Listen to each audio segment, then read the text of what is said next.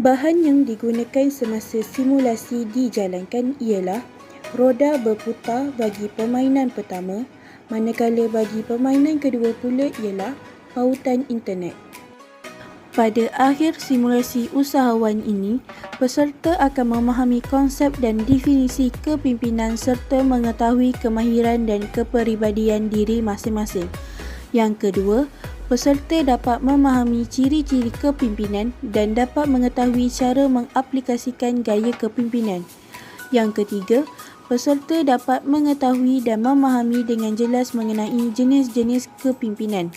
Yang keempat, peserta dapat mengetahui jenis-jenis pemimpin mengikut kriteria yang dinyatakan.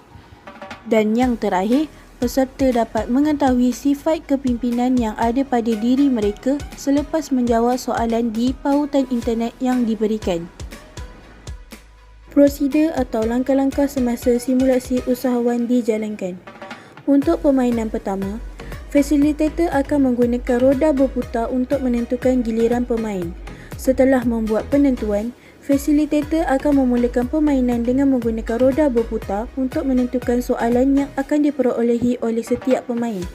Setelah mendapat pilihan soalan melalui roda berputar, fasilitator akan menyatakan soalan kepada peserta berdasarkan tayangan slide.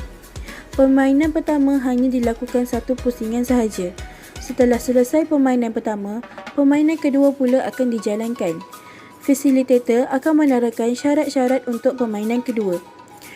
Peserta perlu memilih di antara warna biru, merah, putih dan oranye. Setelah selesai, peserta akan diberikan satu pautan internet yang mempunyai 10 soalan. Peserta perlu menjawab dalam masa 5 minit. Setelah 5 minit, peserta diminta untuk menyatakan keputusan yang diperoleh dan fasilitator akan menjelaskan jenis kepimpinan berdasarkan warna yang dipilih serta keputusan yang diperolehi. Pengumpulan data. Melalui permainan pertama, setiap peserta dapat memahami topik 5 dalam subjek gelagat usahawan. Manakala melalui permainan kedua, setiap peserta diperjelaskan tentang sifat peribadi serta jenis kepimpinan berdasarkan warna yang dipilih dan keputusan yang diperolehi. Terdapat beberapa soalan yang akan ditanyakan sepanjang simulasi usahawan dijalankan. Soalan yang pertama, apakah yang anda dapat berdasarkan topik kepimpinan ini? Soalan yang kedua, apakah warna yang menjadi pilihan anda? Soalan yang ketiga, kenapa anda memilih warna tersebut? Soalan yang keempat, apakah makna di sebalik warna tersebut? Rasional daripada simulasi usahawan yang dijalankan. Yang pertama, dapat mengenal pasti sifat kepimpinan dalam diri. Yang kedua, dapat memahami corak kepimpinan yang efektif dan berkesan bagi meningkatkan sesuatu pencapaian.